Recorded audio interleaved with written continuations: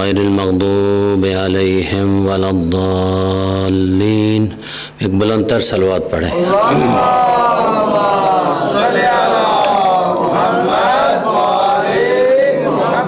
نعرہ تکبیر، نعرہ تکبیر، نعرہ رسالت، نعرہ رسالت، نعرہ حیدری، نعرہ حیدری. ایک بلند تر صلوات پڑھیں. اللہم صلی اعوذ باللہ من الشیطان الرجیم. بسم اللہ الرحمن الرحیم. الحمد للہ رب العالمین. الصلاة والسلام علی النبی الأمی المکی المدنی العربی عربی الابتہی القرشی السراج المضیء والکوكب الدری صاحب الوقار والسکینہ المدفون بأرض المدینہ الرسول المسدد والمصطفى الامجد والمحمود الاحمد محبوب الہ العالمین.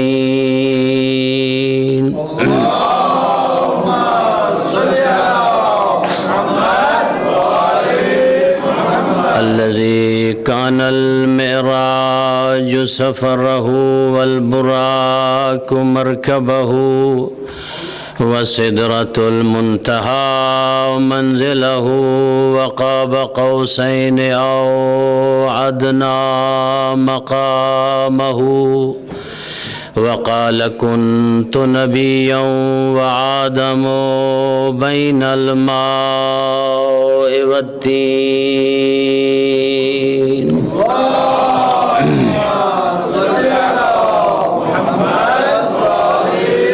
الذي في التوراة اشتهاره وفي الإنجيل أذكاره وفي الزبور أوصافه وفي القرآن إعلانه وما أرسلناك إلا رحمة للعالمين.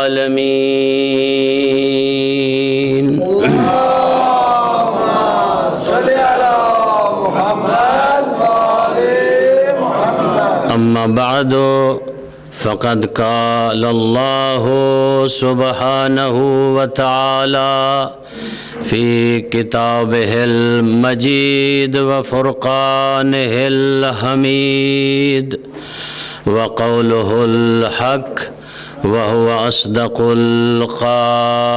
القائلين. بسم الله الرحمن الرحيم. يا أيها الذين آمنوا من يرتد منكم عن دينه يا أيها الذين آمنوا من يرتد منكم عن دينه أذلة على المؤمنين أعزة على الكافرين يحبهم ويحبونه ويجاهدون في سبيل الله ولا يخافون لومة لائم. ذالک فضل اللہ یؤتیہ من یشاء واللہ واسع علیم. انما ولیکم اللہ ورسولہ والذین آمنوا الذین یقیمون الصلاۃ ویؤتون الزکاۃ وہم راکعون۔ صلوات پڑھیں بلند آواز سے۔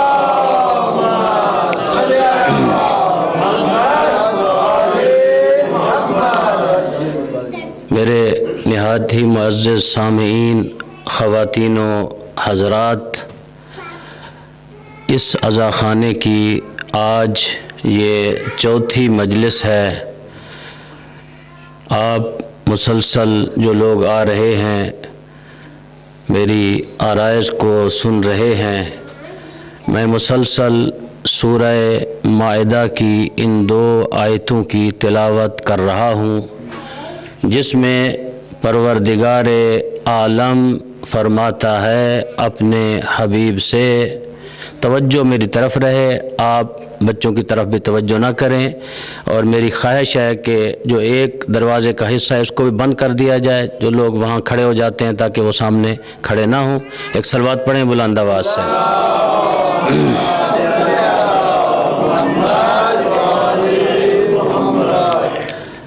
خالق کائنات اپنی مقدس کتاب میں اپنے حبیب کے ذریعے ہم تک ایک پیغام اللہ نے پہنچایا۔ آپ سب ماشاءاللہ مومن ہیں۔ کہا یا ایھا الذین آمنوا، اے ایمان والو، من یرتد منکم عن دینہ، جو بھی تم میں سے پھر گیا میرے دین سے۔ دین کیا ہے؟ وہ ہے جو میرے مصطفیٰ پہ نازل کیا ہے۔ کامل اسلام دین وہی ہے جو میرے آقا مصطفیٰ پہ نازل کیا۔ اگر دین کو جمع کیا جائے تو دین نام ہے فروع اور اصول کا۔ فروع دین اور اصول دین کو آپ جمع کریں تو یہ دین کامل بنتا ہے۔ اور دین اکمل کب ہوا؟ امیر المؤمنین علی ابن ابی طالب کی ولایت کے دن۔ تو فرمایا جو بھی دین سے پھر گیا تم میں سے، اے ایمان والو، فسوف یعطی اللہ بقوم، تو اللہ کے لیے کوئی پرواہ نہیں ہے، اللہ کسی کا محتاج نہیں ہے، اللہ کسی سے، میں نے پہلے دن بھی کہا کہ مشورہ نہیں لیتا، اور اللہ کے لیے کوئی یہ بڑی بات بھی نہیں ہے کہ اللہ پوری کی پوری ایک قوم کو غرق کر دے، اس کی جگہ پہ ایک اور قوم لے کے آئے۔ آپ نے قرآن حکیم میں دیکھا کہ قوم لوط کے ساتھ کیا ہوا، تو پھر اس کے بعد قومیں اور آ گئیں، تو وہ اللہ کہتا ہے فسوف یعطی اللہ بقوم، اللہ جو ہے اس کی جگہ پہ ایک اور قوم لے آئے گا اگر تم پھر گئے ایمان والو۔ تو کون سی قوم ہوگی؟ ان کے صفات یحبہم ویحبونہ، وہ اللہ سے محبت کریں گے، اللہ ان سے محبت کرے گا، ایسی قوم کو لے کے آئے گا۔ میں نے 2 دن یہ عرض کیا کہ قوم سے مراد تقریباً مفسرین نے لکھا ہے امیر المؤمنین علی ابن ابی طالب کی ذات ہے، لیکن آج میں نے دیکھا ایک مفسر گراں قدر نے یہ بھی لکھا، کہا کہ اس کی افضل فرد امیر المؤمنین کی ذات ہے، لیکن اس کی ایک اور فرد بھی ہے۔ کہا جب یہ آیا نازل ہوئی تو پیغمبر نے سلمان فارسی کے شانے پہ ہاتھ رکھا، کہا وہ قوم جسے اللہ دوست رکھتا ہے اور وہ اللہ کو دوست رکھتی ہے، اس سلمان کی قوم ہے۔ جسے اللہ دوست رکھتا ہے اور یہ اللہ کو دوست رکھتے ہیں، وہ اس کی قوم ہے۔ یحبہم ویحبونہ، یہ اللہ سے محبت رکھتے ہیں، اللہ ان سے محبت رکھتا ہے۔ اور اس کے بعد کیا فرمایا؟ اذلۃ علی المؤمنین، جب مومنین کے سامنے جاتے ہیں تو خاک ساری کے ساتھ جاتے ہیں، سر جھکائے ہوئے مومنین کی خدمت میں جاتے ہیں۔ اعزۃ علی الکافرین، الکافرین، اور جب کافرین کے سامنے جاتے ہیں تو پھر اپنے آپ کو اس طرح پیش کرتے ہیں کہ جس طرح اس سے بڑا کوئی ہے نہیں کائنات میں۔ یجاہدون فی سبیل اللہ، یہ کون ہیں؟ مجاہد فی سبیل اللہ ہیں۔ ولا یخافون لومۃ اللائم، اور یہ وہ ہیں کسی کی ملامت سے ڈرتے بھی نہیں ہیں۔ جب کسی کو ملتے ہیں، میں نے کل بھی عرض کیا کہ ہم جب کہیں جاتے ہیں تو لوگ کیا کہیں گے، لیکن یہ قوم وہ ہے لوگوں کی پرواہ نہیں کرتی، اس کی پرواہ کرتی ہے۔ ان کے مد نظر فقط اللہ ہے، اللہ کے علاوہ اور کوئی بات نہیں۔ ذالک فضل اللہ، یہ اللہ کی طرف سے فضل ہے۔ یؤتیہ من یشاء، اللہ جس کو بھی عطا کر دے، اللہ جس کو بھی عطا کر دے۔ اور کیا ہے؟ واللہ واسع علیم، اور اللہ کیا ہے؟ واسع بھی ہے اور علم رکھنے والا بھی ہے۔ دوسری آیت جس کا ترجمہ غالباً میں نے نہیں کیا، دوسری آیت اس کے ساتھ جڑی ہوئی ہے۔ فرمایا یہ قوم سے مراد ایک فرد، امیر المؤمنین کو بھی قوم کہا گیا ہے اور سلیمان کی قوم کو بھی قوم کہا گیا ہے۔ کہا یہ قوم جو ہے ان کے ولی کون ہیں، سرپرست کون ہیں؟ انما ولیکم اللہ ورسولہ، ان کے ولی سب سے پہلا ولی اللہ ہے۔ دوسرا ولی کون ہے؟ اللہ کا رسول۔ انما ولیکم اللہ ورسولہ والذین آمنوا الذین، اور وہ لوگ جو صاحبان ایمان ہیں، والذین آمنوا الذین یقیمون الصلاۃ، جو نماز کو قائم کرتے ہیں، ویؤتون الزکاۃ، جو زکوٰۃ دیتے ہیں، وہم راکعون، رکوع کی حالت میں ہوتے ہیں تو زکوٰۃ دیتے ہیں۔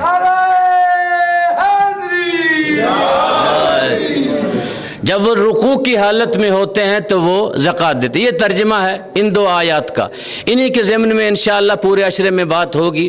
آج میں کیونکہ وہ تمام کرنا چاہتا ہوں، امیر المومنین جب کسی شخصیت کا تاریخ یا اس کی ہسٹری بیان کی جاتی ہے تو پھر ان کے آباء و اجداد کو بھی دیکھا جاتا ہے۔ آج میری خواہش ہے کہ میں انشاءاللہ حضرت ابو طالب اور جناب فاطمہ بنت اسد کے بارے میں جو عرائض پیش کروں گا، کل سے پھر ہم وارد ہوں گے نئی بحث میں جو کہ امیر المؤمنین سے متعلق ہے۔ امیر المؤمنین علی ابن ابی طالب کی زندگی کو مؤرخین نے 5 حصوں میں تقسیم کیا۔ صلوات پڑھیں بلند آواز سے۔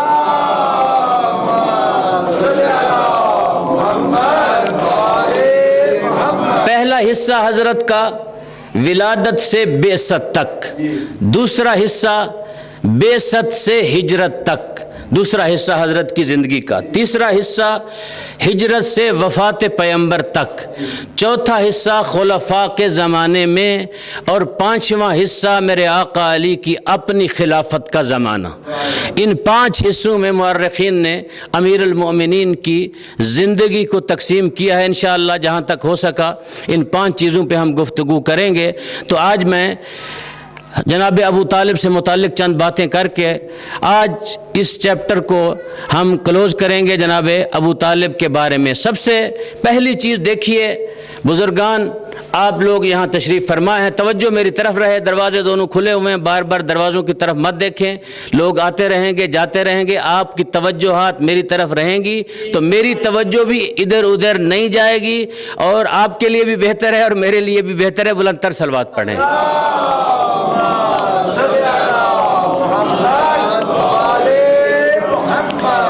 دیکھیں، ہم جب کسی چیز کو بیان کرتے ہیں، اسی منبر سے بھی بیان کرتے ہیں، بسا اوقات کچھ لوگ ایسے ہوتے ہیں دنیا میں کہ جب چیزیں بیان کرتے ہیں کوشش کرتے ہیں کہ اپنے بیان سے لوگوں کو منوائیں کہ جو میں بات کر رہا ہوں بس میری بات کو مان لیں بس، اور کسی کی بات کو نہ مانیں۔ اس کو اللہ نے منع کیا ہے کہ اللہ کہتا ہے آپ منوانے کے لیے نہیں آئے، آپ کا کام ہے بتانا۔ آپ کسی کو زبردستی کوئی چیز نہیں منوا سکتے۔ جو احمق ہے بندہ وہ جو زبردستی کہتا ہے کہ میں جو بات کروں گا وہ سامنے والا سنے گا اور اس کو مان لے گا۔ اللہ کہتا ہے آپ کا کام ہے ابلاغ۔ سب سے بڑی ہستی اس کائنات میں رسالت مآب کی ہے، اس سے بڑا تو کوئی نہیں۔ حضرت کو بھی اللہ نے کہا کہ تیرا کام ہے پہنچانا، ہمارا کام ہے نتیجہ۔ تو پہنچا دے، جو ہدایت پہ آئے گا اس کے لیے ہم نے جنت کو رکھا ہوا ہے، جو ہدایت پہ نہیں آئے گا اس کو جہنم کے لیے رکھا ہوا ہے۔ آپ سورہ کافرون میں پڑھتے ہیں لکم دینکم ولی دین، تمہارا دین تمہارا ہے اور ہمارا دین ہمارا ہے۔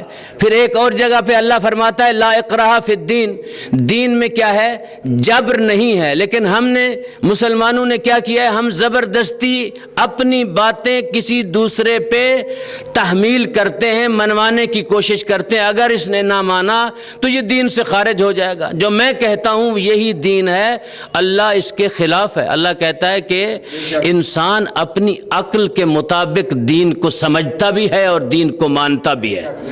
جتنی کسی کی عقل ہے، جتنی قوت ہے، اتنا انسان دین کو سمجھتا ہے اور کیا ہے؟ مانتا ہے۔ ایک مثال دیتا ہوں پھر میں آگے جاؤں گا۔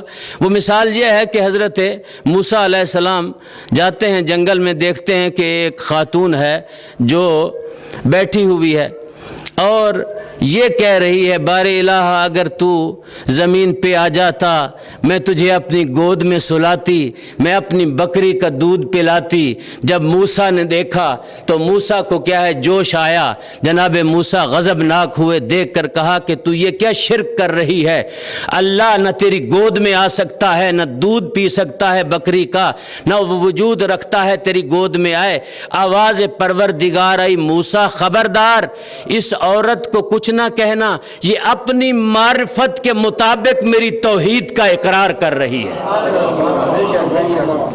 جتنی اس کی معرفت ہے میری توحید کا اقرار کر رہی ہے۔ تیری معرفت زیادہ ہے، اس کی معرفت کم ہے۔ یہ اپنی معرفت کے بل بوتے پہ میرا تذکرہ کر رہی ہے، توحید کا تذکرہ کر رہی ہے۔ تو دوستو ہماری بات چل رہی تھی کس کے بارے میں؟ محسن اسلام حضرت ابو طالب کے بارے میں۔ ابو طالب کے امتیازات میں سے کل میں نے عرض کیا ایک امتیاز یہ ہے کہ جس کے دسترخوان پہ پرورش پانے والی شخصیت کا نام ہے مصطفیٰ، جو کیا ہے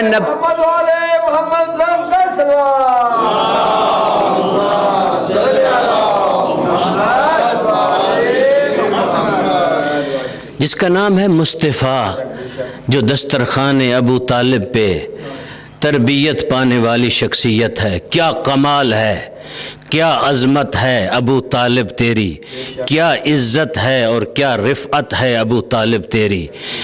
اللہ نے دو چیزوں کا انتخاب کیا، قرآن حکیم میں ان کا تذکرہ ہے۔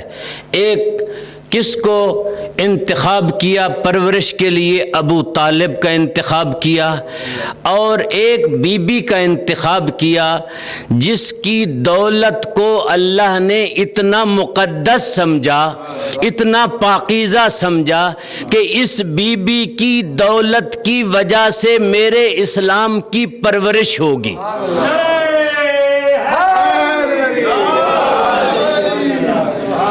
اس بی بی کے دولت کی وجہ سے میرے اسلام کی پرورش ہوگی۔ اللہ نے ان دو شخصیات کا انتخاب کیا۔ خالق کائنات قرآن حکیم میں فرماتا ہے، آپ لوگوں سے اللہ کا کیا ہے خطاب ہے، یا ایھا الذین آمنوا ان تنصروا اللہ ینصرکم ویثبت اقدامکم۔ فرماتا ہے کہ تم میں سے اے ایمان والو جو میری مدد کرے گا میں اس کی مدد کروں گا، اور میری مدد میں ثبات قدم دکھائے گا تو میں اس کو کامیابی کی سند عطا کروں گا۔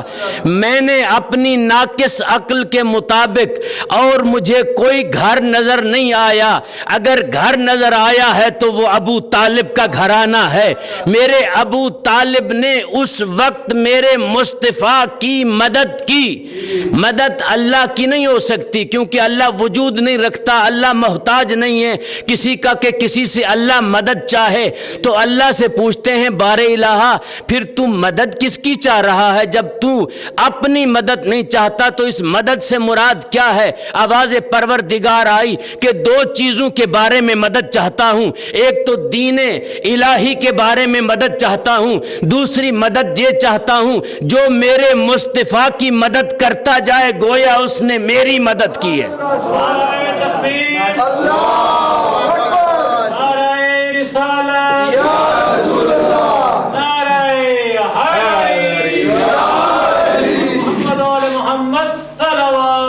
اللہم صلی محمد وآلہ۔ جو میری مدد کرتا، میرے مصطفیٰ کی مدد کرتا جائے گویا اس نے میری مدد کی ہے۔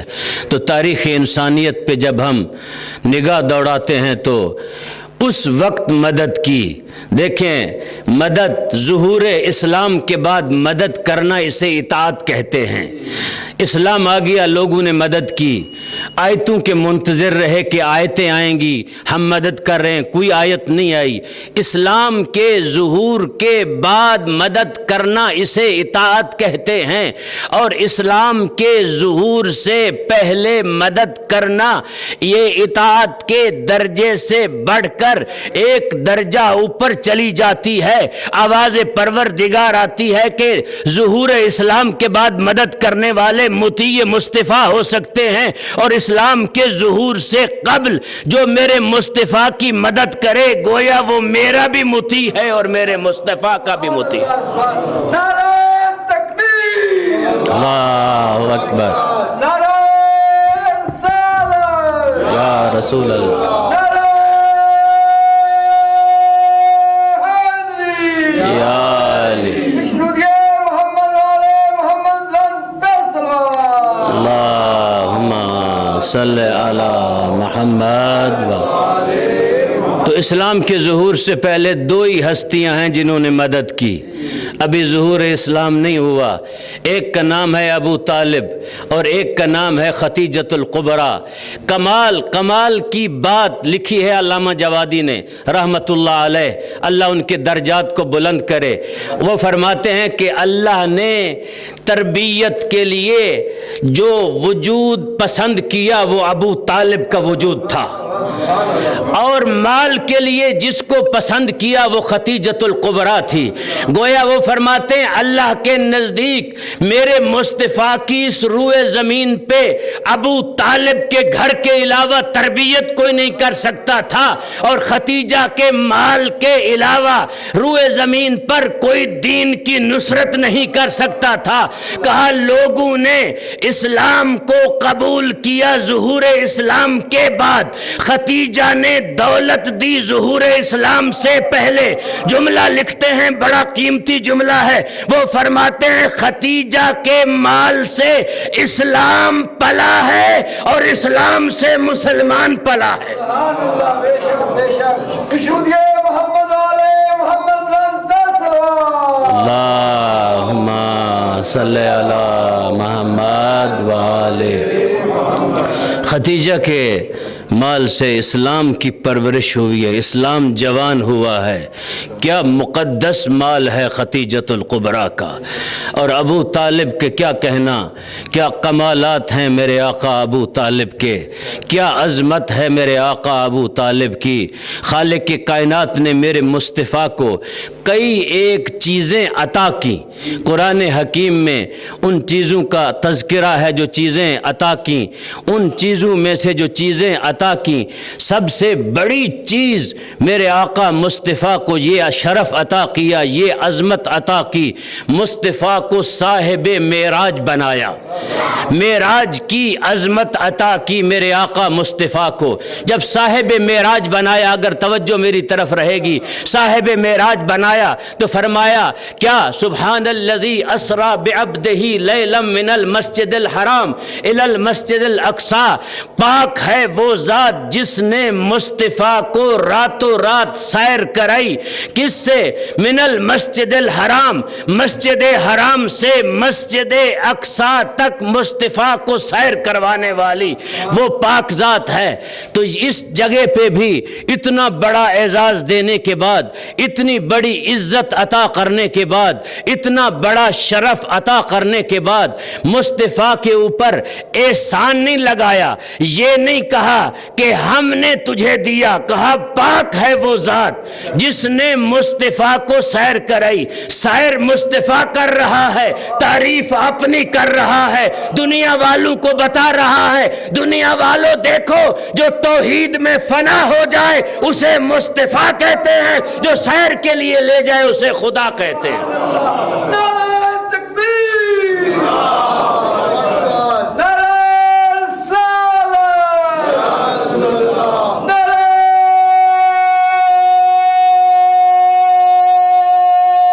حیدری، خوشنودی محمد والے محمد لنگر سلوات۔ اللہم صلی علی محمد وآلہ۔ دوسرا اعزاز قرآن میں اللہ نے میرے آقا مصطفیٰ کو دیا، اول مخلوق قرار دیا۔ سب سے پہلی مخلوق جو دنیا میں جس کو خلق کیا، سب سے پہلی مخلوق میرا مصطفیٰ ہے۔ قرآن میں کیا میرے آقا مصطفیٰ کے بارے میں خالق کائنات فرماتا ہے؟ قرآن حکیم میں فرماتا ہے کہ سب سے پہلی مخلوق کون ہے؟ میرا مصطفیٰ ہے جس کو میں نے خلق کیا۔ چلتے ہیں حدیث سے بھی پوچھتے ہیں کہ حدیث کیا کہتی ہے؟ حدیث کہتی ہے سب سے پہلے نور خلق کیا مصطفیٰ کا۔ میرے آقا مصطفیٰ فرماتے ہیں سب سے پہلے میرے نور کو اور علی ابن ابی طالب کے نور کو خلق کیا۔ ابھی آدم نہیں بنا تھا، ابھی وجود آدم نہیں آیا تھا، ابھی آدم کا تصور بھی نہیں تھا، ابھی آدمیت بھی نہیں تھی، ابھی مٹی بھی اشارہ کر رہے ہیں مدنی شاہ صاحب کہ مٹی اور پانی کے درمیان میں تھا، نہیں، ابھی مٹی اور پانی کے درمیان میں بھی نہیں تھا۔ علامہ مجلسی لکھتے ہیں 400 سال پہلے وجود آدم سے مصطفیٰ اور مرتضیٰ کے نور کو خلق کیا۔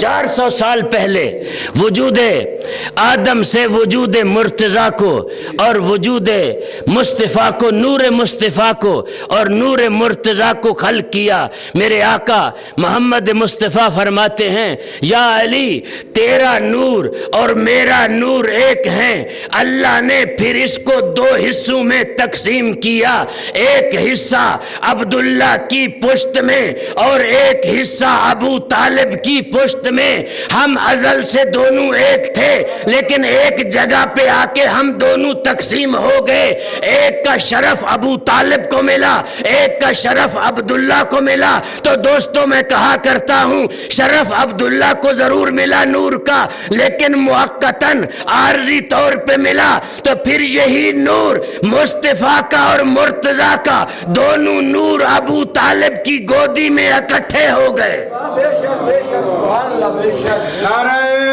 حیدری، یا علی صلوات پر محمد وآلِ محمد۔ اللہم صلی علی محمد وآلہ۔ قرآن میں خالق فرماتا ہے دلیل کہ کل ان کان للرحمن ولد فانا اول العابدین۔ میرا حبیب ان سے کہہ دے اگر اللہ کے لیے کوئی بیٹا ہوتا تو سب سے پہلے جس کی عبادت کرنے والا ہوتا تو وہ تو مصطفیٰ ہوتا۔ تو میں پوچھتا ہوں حضرت عیسیٰ علیہ السلام کے بارے میں یہ بات ہو رہی ہے، میرا مصطفیٰ تو بعد میں آ رہا ہے۔ قرآن کہہ رہا ہے قل ان کان للرحمن ولد فانا اول العابدین۔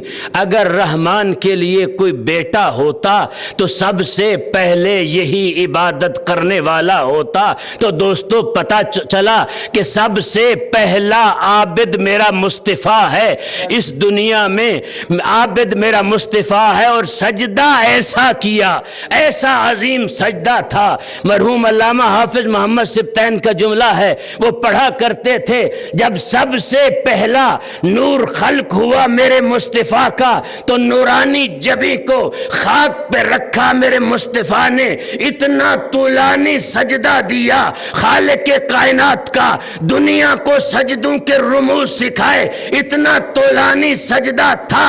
تو طولانی سجدے کی وجہ سے جب یہ مصطفیٰ پر پسینہ آیا، اللہ نے کہا جبرائیل جاؤ، میرے مصطفیٰ کا پہلا سجدہ ہے اور پہلا پسینہ ہے، اس پسینے کو ضائع نہ ہونے دو، اس پسینے کو محفوظ کر لو۔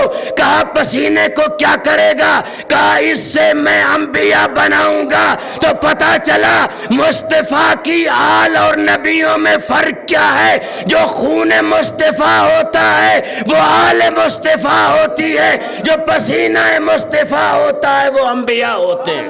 نعرہ تکبیر، نعرہ رسالت، نعرہ حیدری، یا علی درود محمد والے محمد لن صلوات۔ اللہم صلی علی محمد۔ تیسری بات فضیلت قرآن میں فرمایا حبیب اگر تمہیں خلق نہ کرتا، نہ زمین کو بناتا نہ آسمان کو بناتا، تیرے وجود کی وجہ سے زمین کو بھی بنایا ہے، آسمان کو بھی بنایا ہے۔ تو دوستو اتنی باتیں کرنے کے باوجود اب آپ کے ذہنوں کا امتحان بھی ہے، اتنی باتیں کرنے کے باوجود اللہ نے جتلایا نہیں، یہ نہیں کہا کہ میں نے یہ کام کیا ہے، کہا ہے یہ اعزاز ہے میرے مصطفیٰ کے۔ پہلا اعزاز میرے مصطفیٰ کا یہ ہے صاحب معراج ہے، دوسرا یہ ہے اول مخلوق ہے، تیسرا یہ اعزاز دیا ہے کہ کائنات کو میں نے وجود مصطفیٰ کی وجہ سے بنایا ہے۔ لیکن جب ایک ایسا اعزاز دیا ہے جس کو دنیا والے حقارت کی نظر سے دیکھتے ہیں تو وہاں اللہ نے جتلایا ہے۔ کیا فرمایا؟ فرمایا علم یجد کا یتیمن فآوا، مصطفیٰ خبردار تم یتیم تھے، ہم نے تجھے پالا۔ میں کہوں گا پروردگار تو سب یتیموں کو پالتا ہے، تو پالن ہار ہے، تمام یتیم تیرے دسترخوان پہ آتے ہیں، تو یہ کیسا یتیم ہے جس کا تذکرہ کر رہا ہے، کسی اور کا نام نہیں لیتا، اس کا نام لے رہا ہے۔ آواز پروردگار آئے گی۔ میں قرآن میں سیرت مصطفیٰ لکھ رہا ہوں، دنیا والوں کو بتا رہا ہوں کہ کون ہیں جو میرے مصطفیٰ کو اپنے گھر میں جگہ دینے والے ہیں، کون ہیں جو مصطفیٰ کو اپنے دسترخوان پہ بٹھانے والے ہیں، کون ہیں جو اپنی گود میں پرورش پانے والا ہے جس کی گود میں میرا مصطفیٰ، وہ کون شخصیات ہیں۔ میں سیرت مصطفیٰ لکھ رہا ہوں قرآن حکیم میں، دنیا والوں کو بتانا چاہتا ہوں، شاید دنیا والے آنے والے وقت میں اس شخص کو اسلام سے خارج کرنا چاہیں۔ میں یہ مہر ثبت کر کے دنیا کی زبانیں بند کر رہا ہوں، جس نے میرے مصطفیٰ کو پالا گویا اس نے نہیں پالا، میں نے پالا ہے۔ سبحان اللہ، سبحان اللہ، نعرہ تکبیر، نعرہ رسالت، نعرہ حیدری، یا درود محمد والے محمد لن صلوات۔ اللہم صلی علی محمد۔ کس نے؟ جناب ابو طالب نے۔ قربان جاؤں ابو طالب تیری عظمت پہ، قربان جاؤں تیری تربیت پہ۔ کیا تربیت ہے ابو طالب کی۔ 2 بچے ابو طالب نے اپنی گود میں پالے، ایک نبی بنا ایک امام بنا۔ کیا کمال ہے، کیا عظمت ہے، کیا رفعت ہے ابو طالب کی۔ 2 بچے پال کے دیے، ایک امامت پہ فائز ہوا، ایک نبوت پہ فائز ہوا۔ کیوں دنیا درپے ہو گئی ابو طالب کے؟ اس لیے کہ دنیا والے خدشہ پیدا کرنا چاہتے تھے، لیکن اللہ نے ایسا انتظام کیا، دنیا چاہے ادھر کی ادھر ہو جائے، اللہ یہ نہیں چاہتا کہ ابو طالب کی عظمت میں کمی آئے۔ کمال کے جملے لکھے ہیں مورخین نے، جو جملے مورخین نے ثبت کیے ہیں، اتنی کمال کے جملے ہیں، وہ لکھتے ہیں کہ جب تک ابو طالب زندہ رہا، بلکہ یوں کہوں جب تک میرا مصطفیٰ، میرے مصطفیٰ کی 2 زندگیاں ہیں، ایک مکی زندگی ہے اور ایک مدنی زندگی ہے۔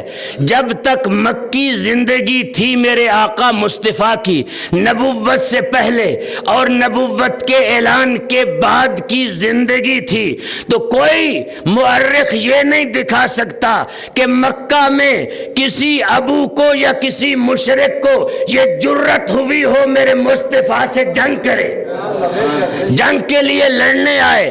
کوئی بندہ مکہ میں میرے مصطفیٰ سے کسی نے جنگ نہیں کی، تو اس کی وجہ کیا ہے؟ مکی زندگی میں جنگ نہیں ہوئی میرے آقا مصطفیٰ سے، کوئی لڑا نہیں، لیکن مکی زندگی میں بڑے بڑے اعزازات بھی ملے میرے آقا مصطفیٰ کو، امین کا لقب بھی ملا، صادق کا لقب بھی ملا، بڑے بڑے اعزازات ملے، لیکن کسی کو جرت نہ ہوئی کہ مصطفیٰ سے مکے میں جنگ کر سکے۔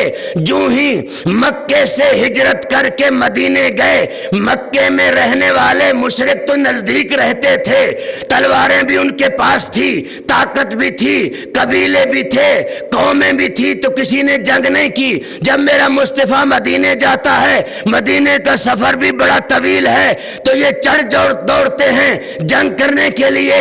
جتنی جنگیں ہوئیں احد سے لے کر بدر کو آپ لے لیں، ساری کی ساری جنگیں مدینے میں ہوئی ہیں۔ اس کی وجہ کیا ہے؟ وجہ یہ ہے خالق عظمت ابو طالب کو لکھنا چاہتا ہے، دنیا کو بتانا چاہتا ہے، جب تک یہ میرا شیر زندہ رہا مصطفیٰ کا کوئی بال بھی بھینگا نہیں کر سکا۔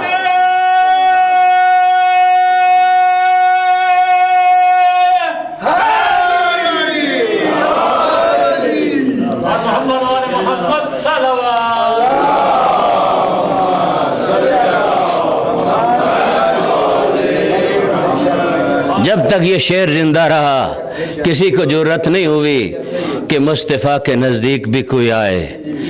کیا جناب ابو طالب کی عظمت ہے، کیا عزت ہے جناب ابو طالب کی۔ دوستو، نہ فقط خود عباس شاہ جی جب گئے تو انتظام کر کے گئے، اتنا بڑا انتظام کیا، آج تک میرے ابو طالب کا انتظام موجود ہے۔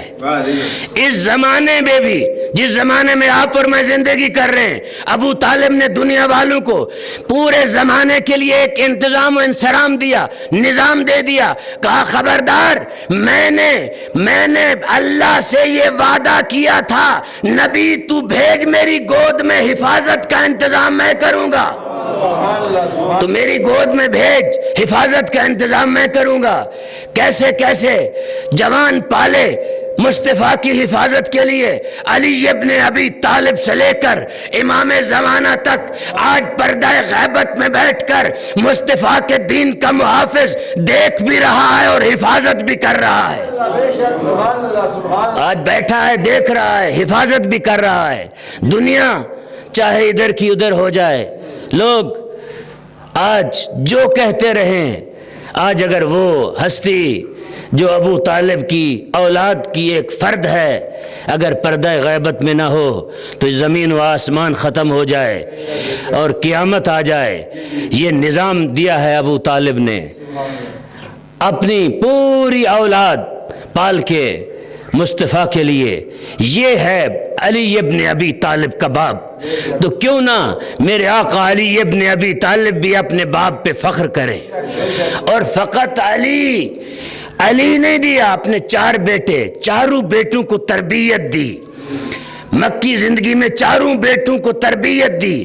جس طرح میرے آقا ابو طالب نے علی ابن ابی طالب کی تربیت کی، اسی طرح طالب کی تربیت کی، عقیل کی تربیت کی، جعفر کی تربیت کی، اپنے سارے بیٹوں کی تربیت کی، اور سب کو بتایا دیکھو اگر میں نہ رہوں مصطفیٰ کا اس طرح خیال رکھنا ہے جس طرح میں رکھتا تھا. اگر کسی کا ہاتھ اٹھے تو ہاتھ توڑ دینا، اگر آنکھ اٹھے تو آنکھ پھوڑ دینا، اگر زبان چلے تو زبان کاٹ دینا، اگر پاؤں سے آئے تو پاؤں کاٹ دینا.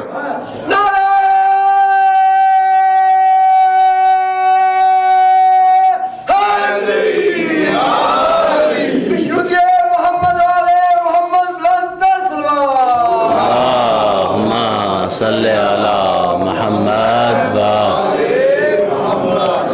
ایسے اولاد کی تربیت کیا کرو جیسے میرے آقا ابو طالب نے تربیت کی. اولادوں کو علی والا بناؤ، اولادوں کو علی والا بناؤ، محب علی بناؤ. لایا کرو امام بارگاہوں میں یہ حسین کی ماں کا گھر ہے، یہ حسین کا گھر ہے، یہ تربیت گاہ ہے، یہاں سے بچہ تربیت لیتا ہے. اور میں ان ماؤں کو بھی سلام کرتا ہوں جن کی گود کے پلے ہوئے جوان علی والے بنتے ہیں. بچوں کی تربیت پہ حضرت ابو طالب نے بڑا اہتمام کیا، اور ایسا اہتمام کیا یہ چیزیں جو آج ایران کے اندر بھی بعض جو قرآن کو حفظ کرانے میں بعض ٹپس وغیرہ بتاتے ہیں کہ بچہ کس طرح حافظ قرآن بنتا ہے، تو کب سے وہ اہتمام کرتے ہیں تو بچہ حافظ قرآن بنتا ہے.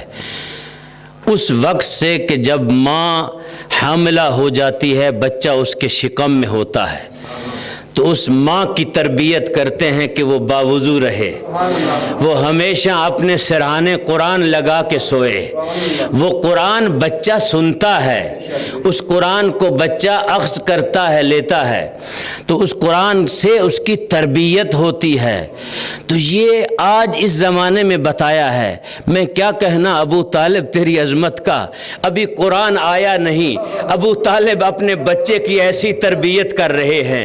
بچہ اپنی ماں کے شکم میں ہے، ایسا مربی کائنات میں مجھے ملتا نہیں ابو طالب جیسا. بچہ ابھی اپنی ماں کے شکم میں ہے، ایسی تربیت کی. کہا دیکھو میرے علی، جب میرا رسول گھر میں آئے تو رسول کے استقبال کے لیے تمہیں کھڑا ہو جانا چاہیے، رسول کا استقبال کرنا چاہیے. علی ماں کے شکم میں ہے. یہاں پہ کوپن ہیگن میں ایک مسئلہ بہت پہلے چلا، اس زمانے میں سینٹر جعفریہ میں ہوا کرتا تھا.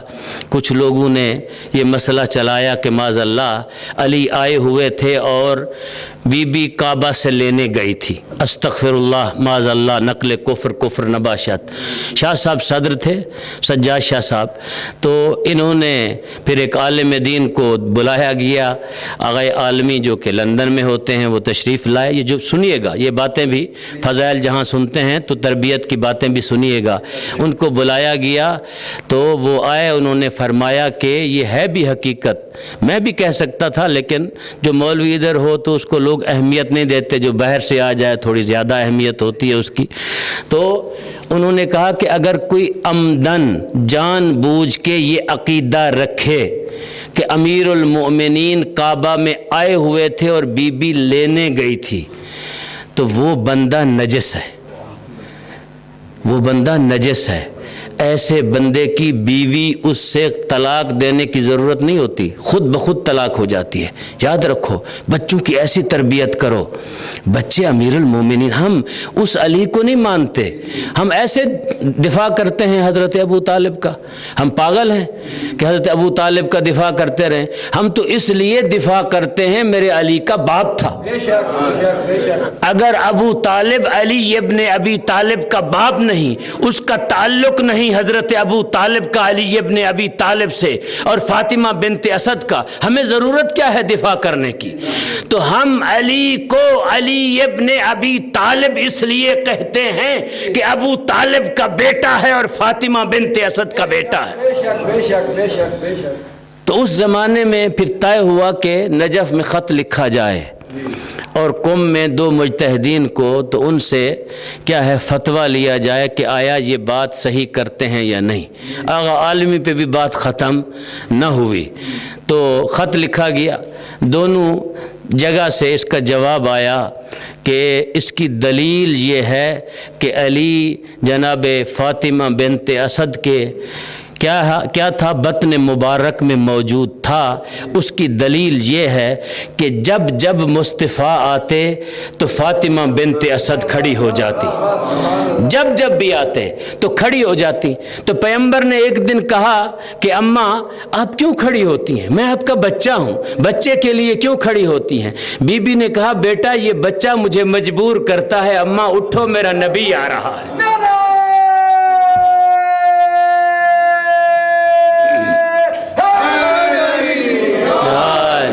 اماں اٹھو میرا نبی آ رہا ہے. یہ تربیت کس نے کی؟ حضرت ابو طالب نے کی.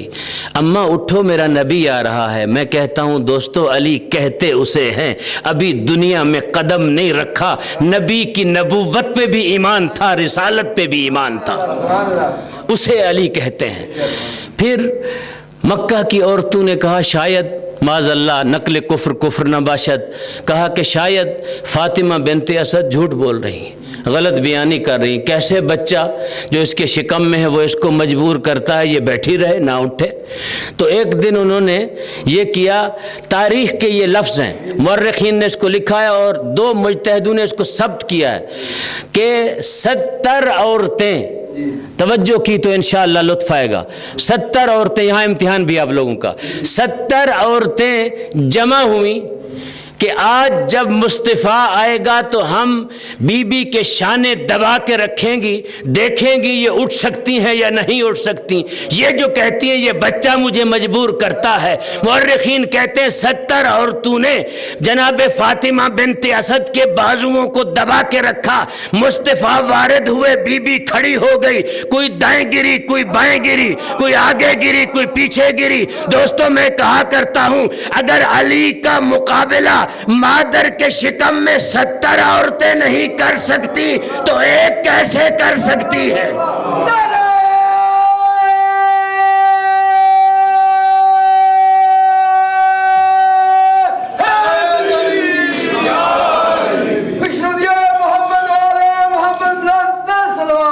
اللہم صلی علی محمد.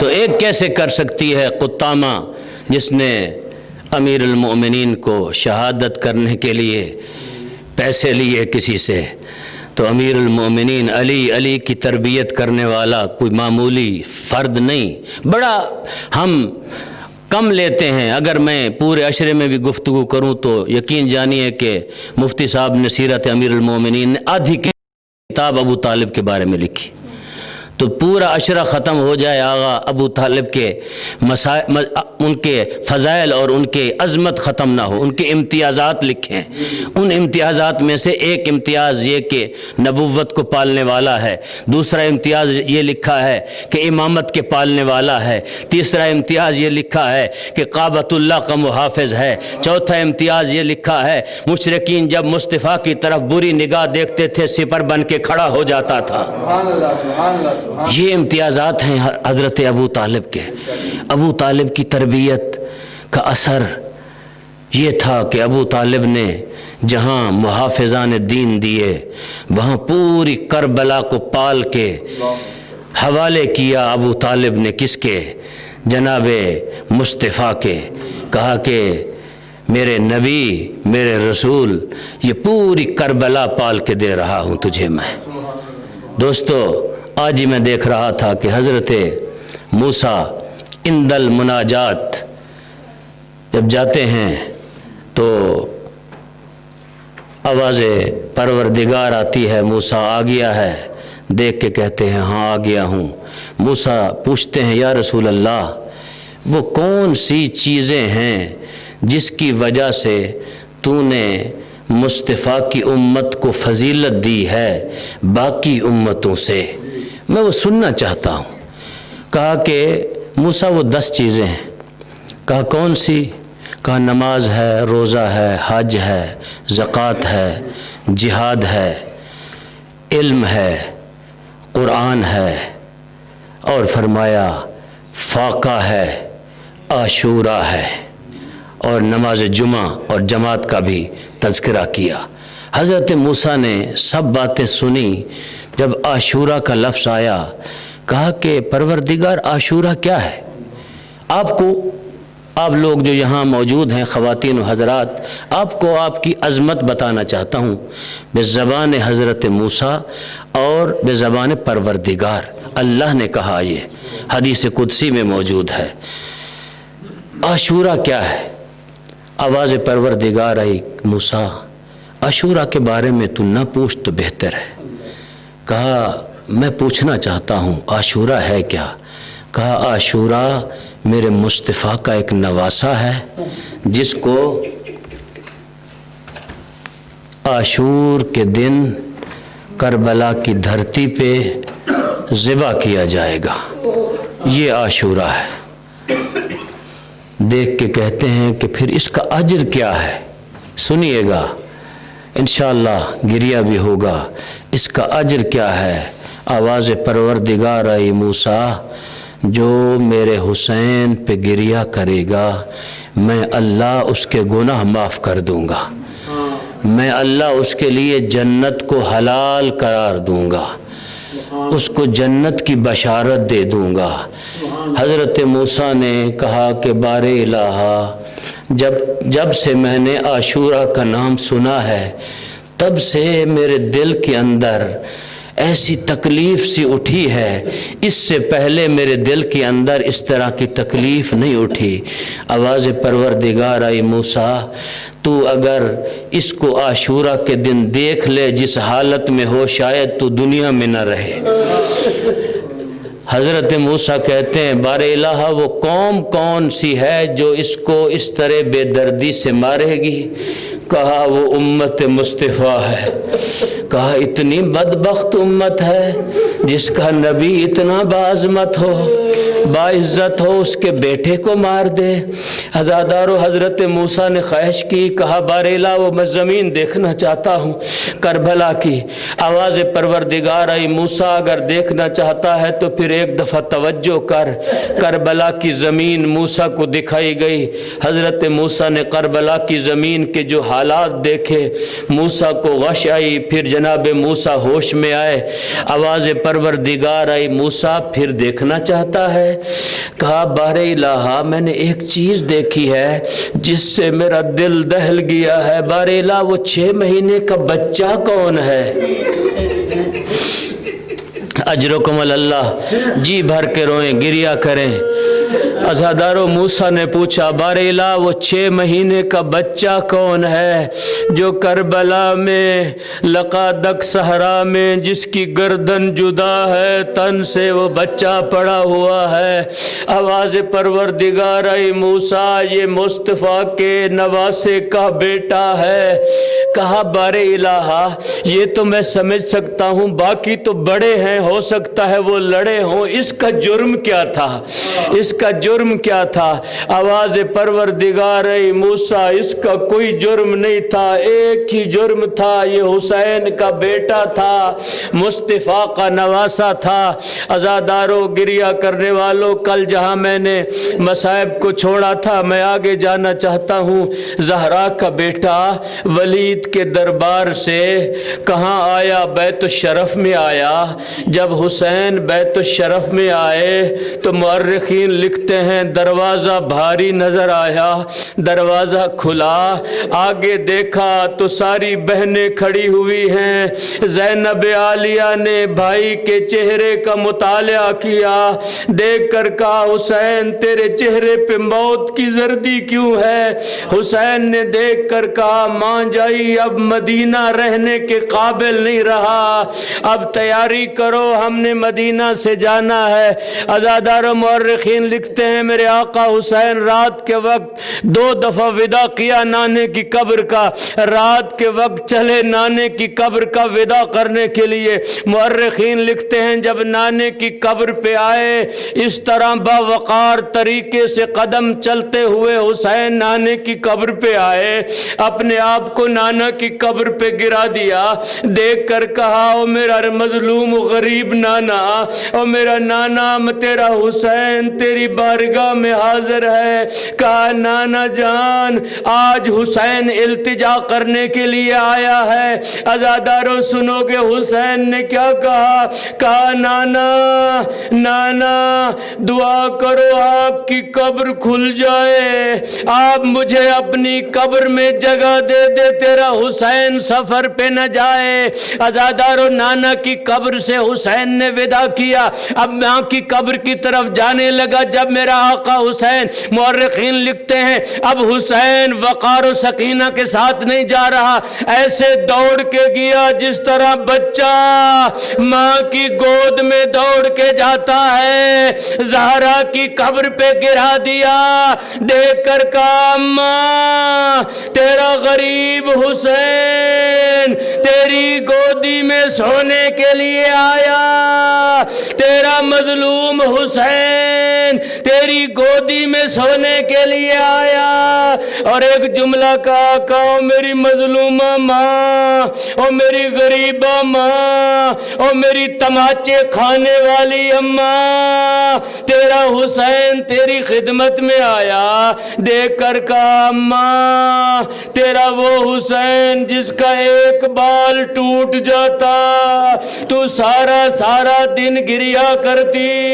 عزادارو اب حسین چلے، حسن بھائیا کے قبر پہ آئے، رخصت کی، وہاں سے خدا حافظی کر کے خیمے میں گھر آئے۔ جب گھر دوبارہ پلٹے جناب عباس کو بلایا، مورخین لکھتے ہیں عباس سے کہا عباس جاؤ مدینے میں اعلان کر دو کوئی مدینے کا مرد باہر نہ آئے، آج علی کی بیٹیاں گھر سے باہر آ رہی ہیں۔ میں کہوں گا مولا کاش شام غریبہ کے بعد کربلا میں ہوتے، جب زینب عالیہ کبھی دائیں دیکھتی تھی کبھی بائیں دیکھتی تھی اور کہتی تھی جوانوں کہاں گئے ہو، زینب تمہیں بلاتی ہے۔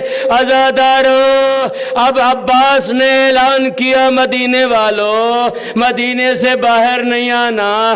عزادارو اب حسین نے محمل منگوائے، میں ساری تیاری نہیں پڑھ سکتا۔ اب جب محمل آئے حسین نے ایک ایک بی بی کو بلایا، سوار کرتے گئے۔ اب ایک بی بی مورخین لکھتے ہیں ایسی بہر آئی جس کی چادر زمین پہ خط کھینچ رہی تھی۔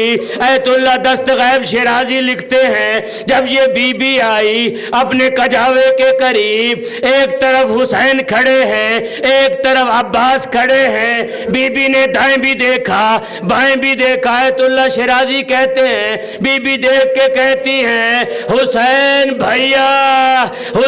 بھیا میں نے نہ آپ سے سوار ہونا ہے نہ میں نے عباس سے سوار ہونا ہے۔ کہا زینب پھر کس نے سوار کرانا ہے؟ کہا اس کو بلاؤ جو شام غریبہ کے بعد جب سب مارے جائیں گے مجھے سوار کرے گا۔ حسین نے کہا زین العابدین کو بلاؤ زینب کو سوار کرے۔ عزادارو سجاد آئے ایسے بیٹھے جیسے نمازی تشہد میں بیٹھتا ہے۔ کہا آزادی آؤ، پھوپھی اماں آؤ، سوار ہو جاؤ۔ عزادارو سب بیبیاں سوار ہو گئی، ایک بچہ نہیں آیا، بچے کو حسین لینے گئے، ایک بی بی کی گود میں تھا۔ علامہ نقن مرحوم پڑھا کرتے تھے، حسین کہتے آ جاؤ، بچہ نہیں آتا۔ اب حسین نے بچے کے کان میں کوئی بات کی، بچے نے گود چھوڑی، بی بی پوچھتی ہے بابا بتاؤ وہ بات کیا کی ہے؟ دیکھ کے کہتے ہیں بیٹا میں نے اصغر سے کہا ہے اصغر اگر تو نہیں آئے گا حرملہ کا تیر کون کھائے گا؟ اصغر کو لے کے حسین چلے۔ انا للہ و انا الیہ